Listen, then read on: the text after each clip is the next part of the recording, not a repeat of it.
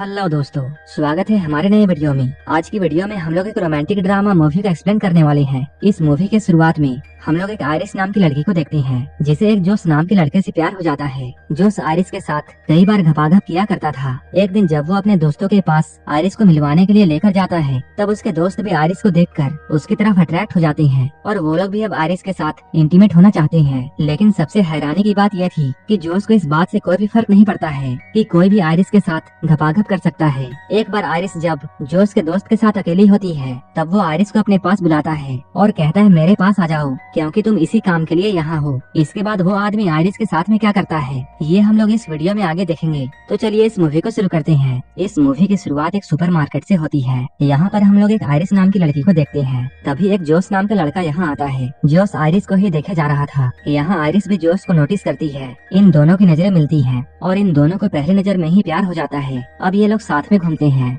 जोस iris को अपने दोस्तों से मिलाने के लिए लेकर जाता है। यहाँ आयरिस उससे बोलती है, तुम्हारी दोस्त कैट मुझे बिल्कुल भी पसंद नहीं करती है। जोस कहता है कैट ऐसे ही है, इसलिए तुम उसकी बातों का बुरा मत मानो। इसके बाद ये लोग अंदर जाकर कैट से मिलते हैं। यहाँ इनके दोस्त पैट्रिक और इलाई भी आए हुए थे। ये सभी लोग अभी जिस घर में थे, ये घर सरगे का है। वैसे तो सरगे कैट का बॉयफ्रेंड था, लेकिन आयरिस को देखने के बाद अब उसकी निगाहें आयरिस पर पड़ जाती है। आयरिस और जोस काफी लंबे सफर से आए थे, इसलिए आयरिस ऊपर जाकर शावर लेती है। इसके बाद जब ये सभी लोग बैठे हुए थे, तभी पैट्रिक अपनी और इलाई की कहानी सुनाता है कि वो लोग एक दूसरे से कैसे मिले और उन्हें भी पहले नजर में ही प्यार हो गया था। उनकी कहानी को सुनने के बाद आयरिस कहती है मेरी भी कहानी कुछ इसी तरह है। आयरिस जब अपनी बातों को बोल रही थी, तभी वो नोटिस करती है उनका कोई भी दोस्त उसकी बातों पर ध्यान नहीं दे रहा था। यहीं पर हम लोग सरगे के बारे में जानते हैं। सरगे कई सारे इलीगल काम भी करता है। यहाँ पर कैट आयरिस से ये कहती है सरगे के पास सब कुछ है और उसकी तो एक सुंदर बेबी भी है। मैं तो बस उसकी टाइम पास हूँ। उसका जब भी मूड बनता है वो मेरे साथ इंटीमेट होता है। कुछ देर के बाद ये सभी लोग यहाँ डांस करने लगते हैं। तभी सरगे आयरिस के नजदीक आने की कोशिश करता है। यहीं पर जोस भी होता है। डांस करते हुए आयरिस जोस को अपने तरफ खींचती है। यहाँ ये लोग साथ में काफी मस्ती करते हैं। रात में सोने से पहले ये लोग इंटीमेट होते हैं, लेकिन तभी आयरिस कुछ बोलने लगती है। जोस उसे कहता है सो जाओ। तभी आयरिस एकदम से ही सो जाती है। सुबह में ये लोग नदी के पास जाने वाले थे। जोस आयरिस से कहता है मेरा जाने का मन नहीं है, इसलिए तुम अकेली चले जाओ। जोस आयरिस की बातों को मानकर अकेली जाती है, लेकिन आयरिस के जाते ही जोस ने अपने फोन में वो एक पेन ड्राइव को कनेक्ट करता है। इधर बाहर आयरिस को अपने जेब में एक चाकू मिलता है। यहाँ पर पीछे सरगे भी होता है। सरगे आयरिस के साथ फ्लर्ट करने की कोशिश कर रहा था। सरगे को देखकर आयरिस कहती है मुझे अब वापस जाना चाहिए, लेकिन सरगे उससे कहता है तुम मेरे गेस्ट हाउस में आई हो, इसलिए तुम्हें थोड़ा टाइम मेरे साथ गुजारना चाहिए। सरगे यहाँ आयरिस को सन स्क्रीन देकर ये कहता है कि तुम मेरी पीठ पर इसे लगा दो। तभी वो आयरिस का हाथ पकड़ लेता है। सरगे कहता है मेरे पास कैट का परमिशन है और तुम तो यही करने के लिए हो। कुछ ही देर के बाद हम लोग आयरिस को देखते हैं, जो कि खून में पूरी तरह लथपथ थी। आयरिस कहती है मैंने उसे रोकने की कोशिश की, लेकिन वो नहीं रुका और वो मेरे साथ जबरदस्ती करने वाला था। वो मुझे गला घोट कर मारना चाहता था, इसलिए मुझे उसे मारना पड़ा। ये सुनकर जोस आयरिस से कहता है सो जाओ। तभी आयरिस अचानक सो जाती है। यहीं पर हम लोग ये समझ पाते हैं आयरिस कोई इंसान नहीं बल्कि एक रोबोट है। अब इन लोगों ने आयरिस को बांध दिया। ये लोग आपस में ये बातें करते हैं हम लोग पुलिस को साफ साफ कह देंगे कि सरगे के साथ सारा कुछ इसने किया है। यहाँ पर जोस इलाई से कहता है तुम बाहर जाकर पुलिस को फोन करो और मैं आयरिस को लास्ट बार गुड बाय कहना चाहता हूँ। इसके बाद वो आयरिस को ऑन करता है। ऑन होते ही आयरिस पूछती है तुमने मुझे बांध कर क्यों रखा है और मेरे साथ ये सब क्या हो रहा है। जोस यहाँ आयरिस को सब कुछ सच बताता है। वो कहता है तुम एक रोबोट हो और मैंने तुम्हें अपने लिए खरीदा था। तुम्हारी सारे की सारे फीलिंग्स बस प्रोग्रामिंग है। यहाँ पर जोस उसे अपने फोन से कंट्रोल करके उसे बताने की कोशिश करता है कि तुम सच में एक रोबोट हो, लेकिन आयरिस उसकी बातों पर विश्वास नहीं करती है। वो कहते हैं मुझे मेरी पूरी जिंदगी याद है। जोस कहता है वो सब भी आर्टिफिशियल झूठ है और न ही हम लोग किसी सुपरमार्केट में मिले थे, बल्कि तुम्हें तो मेरे घर में डिलीवर किया गया था। अब हम लोग उस वक्त को देखते हैं जब आयरिस जोस को दी जा रही थी। कंपनी वाले जोस से ये कहे थे कि ये रोबोट बिल्कुल सेफ है, ये कभी भी किसी इंसान या फिर किसी जानवर को हर्ट नहीं कर सकती है और न ही ये कभी आपसे झूठ बोलेगी।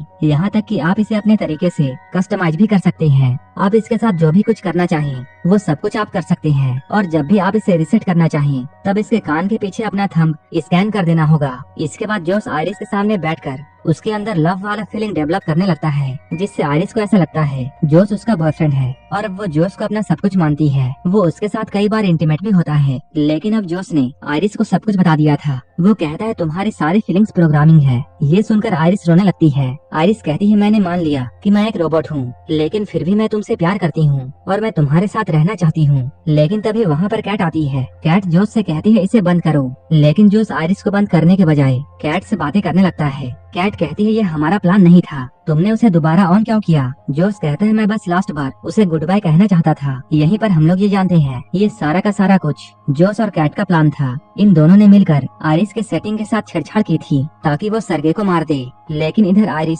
पास में पड़े हुए चाकू की तरफ बढ़ती है। जब जोस उसे बंद करने के लिए उसके पास में आता है, तब आयरिस उसे जोर से एक मुक्का मारती है। कैट ये सब देखते रह जाती है। इसके बाद आयरिस जोस का फोन लेकर यहाँ से निकल जाती है। अब जोस ये सारी बातें इलाई को बताता है। वो कहता है मैंने ही आयरिस के सेटिंग के साथ में छेड़छाड़ की थी ताकि वो सरगे को मार दे और उसका सारा का सारा पैसा हमारा हो जाए। इसके बाद ये लोग इस पैसे में एक हिस्सा इलाई को भी देने की बातें करते हैं। इलाई कहता है तब तो एक हिस्सा पैट्रिक का भी होना चाहिए। जोस कहता है पैट्रिक का कैसे? यहीं पर हम लोगों के सामने एक और बड़ा खुलासा होता है कि पैट्रिक भी एक रोबोट है। ये लोग बातें करते हुए पैसों का 3 हिस्से करने के लिए मान जाते हैं, लेकिन पुलिस के आने से पहले उन्हें आयरिस को ढूंढना था ताकि वो लोग उसकी सेटिंग्स को पहले की तरह कर दे और पुलिस को उन पर शक ना हो। इधर आयरिस जोस का फोन लेकर आई थी और वो जोस के फोन को खोलकर अपनी सेटिंग्स खुद से ही चेंज कर लेती है और वो अपने इंटेलिजेंस को 100% कर देती है। इसके बाद वो ये सोचती है कि अब वो इस जंगल से कैसे निकले।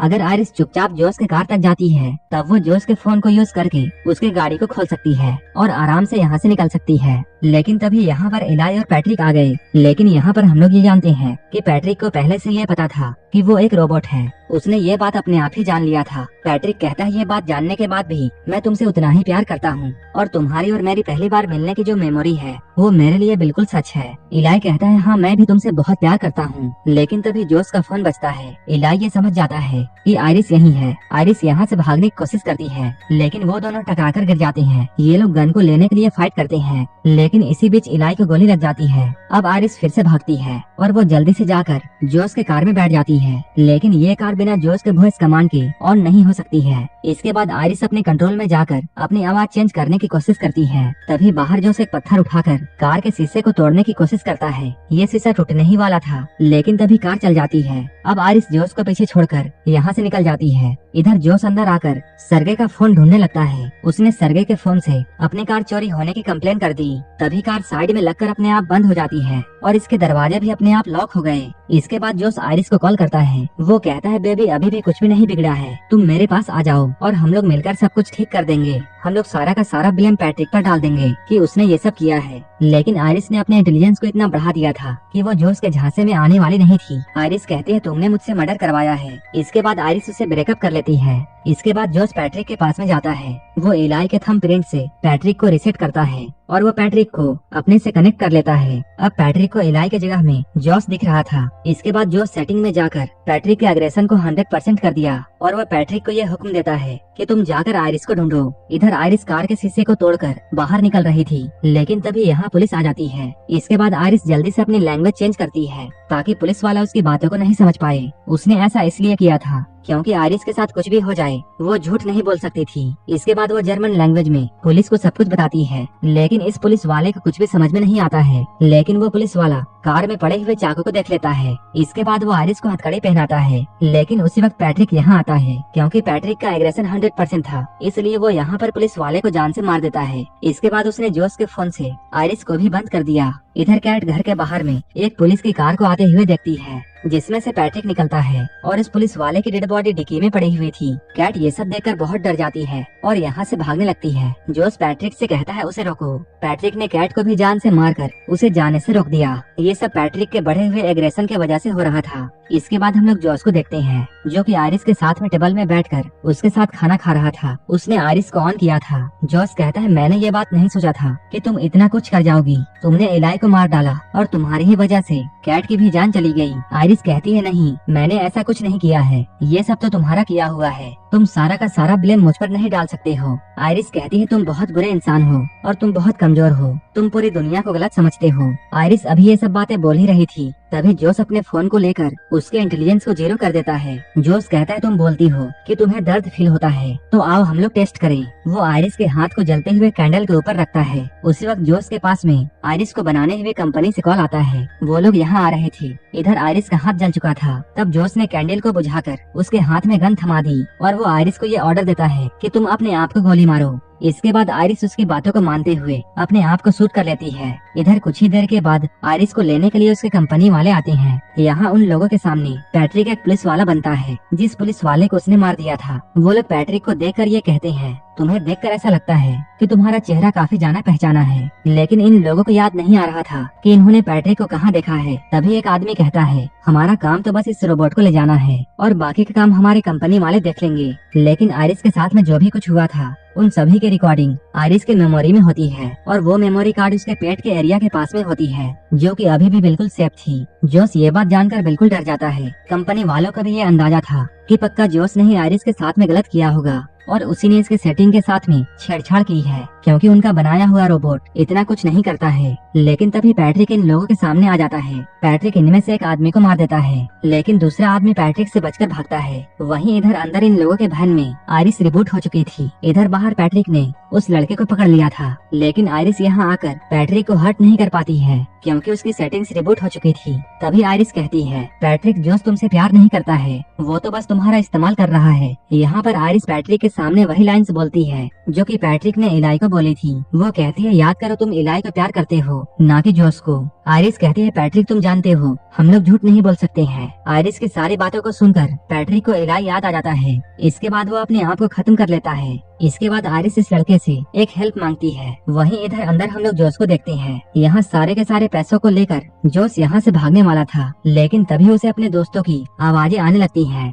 ये सभी आवाजें आयरिस निकाल रही थी, क्योंकि उस लड़के ने आयरिस के सेटिंग के साथ छेड़छाड़ करके उसे सभी चीजों का फुल एक्सेस दे दिया था। अब जोस का फोन भी आयरिस को रोक नहीं सकता है, लेकिन अभी भी आयरिस जोस को हर्ट नहीं कर सकती थी, क्योंकि वो उससे अभी भी प्यार करती है। इसी चीज का फायदा जोस उठाता है और वो आयरिस को बहुत मारता है। वो इस बार आयरिस के पेट में गोली मारेगा ताकि उसकी सारी की सारी मेमोरी चली जाए और वो हमेशा के लिए मर जाए। लेकिन अपने आप को बचाने के लिए आयरिस उस पर हमला कर देती है और इस हमले में जोस मारा जाता है। अब आयरिस अपने रोबोट होने के सच को एक्सेप्ट कर लेती है और यहीं पर ये मूवी खत्म हो जाती है। इसी तरह की मूवीज के लिए आप हमें टेलीग्राम और इंस्टाग्राम पर फॉलो कर सकते हैं, जिसका लिंक डिस्क्रिप्शन में दिया हुआ है। और मूवी अच्छी लगी हो तब एक लाइक जरूर कर देना और ऐसे ही वीडियोस के लिए हमारे चैनल को जरूर सब्सक्राइब कर लेना। तो मिलते हैं हमारे नेक्स्ट वीडियो में।